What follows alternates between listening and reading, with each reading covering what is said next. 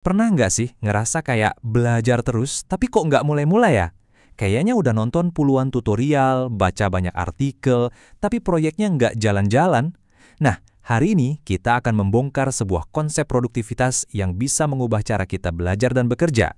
Namanya, pembelajaran just in time. Oke, kita mulai dengan kutipan yang lumayan nusuk nih. Katanya, kalau kamu nggak menerapkan informasi dalam 24 jam, itu bukan belajar just in time, itu cuma nonton TV. Intinya, simple banget. Belajar tanpa aksi, itu ya cuma hiburan. Nah, kondisi menonton TV inilah yang sering banget kita sebut sebagai jebakan tutorial. Kita ngerasa produktif banget cuma karena udah nonton playlist tutorial sampai habis. Padahal kalau dipikir-pikir, kita belum menghasilkan apa-apa. Cuma dapat ilusi kemajuan doang. Kebiasaan ini namanya pembelajaran just in case. Belajar, siapa tahu nanti butuh.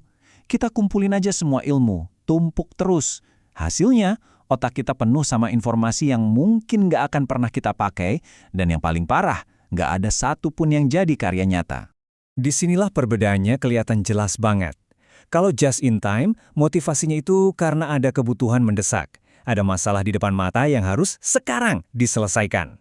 Makanya, apapun yang kita pelajari itu langsung nempel di otak, karena ilmunya langsung kita pakai buat mencahin masalah beneran. Jadi gimana solusinya? Simple. Kita harus geser cara berpikir kita, masuk ke mode yang beda. Mode pembelajaran just in time, atau disingkat JIT. Apa sih JIT itu?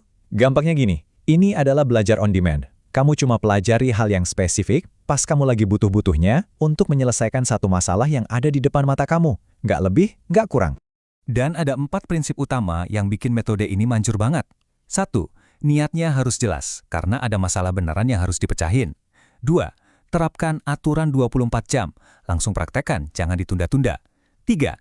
Cari sumber yang top, kayak dokumentasi resmi. Dan terakhir, 4. Cuekin aja semua info lain yang nggak relevan buat langkah selanjutnya. Oke, teorinya udah dapet ya. Sekarang gimana cara prakteknya? Nah, ini dia playbooks ya, langkah demi langkah.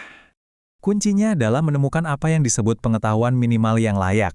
Caranya, pertama, tentukan dulu proyek jangkarnya. Jadi, bukan mau belajar coding, tapi mau benerin satu bug spesifik. Dengan begitu, kita jadi tahu persis apa saja yang minimal perlu kita pelajari.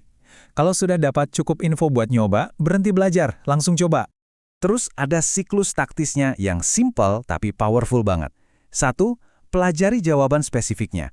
2. Langsung terapkan, selagi masih fresh di kepala. 3. Catat. Simpan momen aha kamu di notes yang gampang dicari. Ini penting banget, biar kamu di masa depan nggak perlu belajar hal yang sama dari nol lagi. Kayak bikin otak kedua gitu.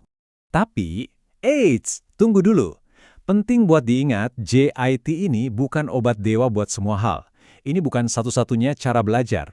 Untuk jadi master beneran, kita harus pinter-pinter tahu kapan pakai JIT dan kapan harus studi mendalam. Anggap aja JIT ini taktik, bukan strategi utama. Gampangnya gini deh, JIT itu buat hal-hal taktis, kayak benerin bug, belajar sintaks baru, atau nyelesain masalah spesifik. Tapi untuk hal-hal fundamental, kayak belajar arsitektur sistem yang kompleks, strategi, atau etika, itu butuh studi mendalam. JIT bukan alat yang pas buat itu. Para profesional yang jago biasanya punya portofolio belajar yang seimbang.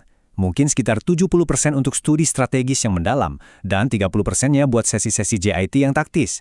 Jadi, JIT ini bukan pengganti, tapi pelengkap super buat tujuan jangka panjang kita. Pada akhirnya, tujuannya itu simple, geser identitas kita. Dari seorang pelajar profesional yang hobinya ngumpulin ilmu, jadi seorang pencipta yang fokusnya menghasilkan karya dan nilai.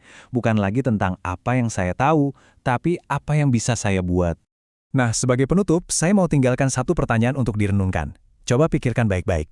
Proyek apa sih yang selama ini cuma ada di fase belajar terus, yang sebenarnya bisa Anda mulai, bahkan selesaikan hari ini juga, kalau saja Anda berhenti belajar dan mulai mengerjakan?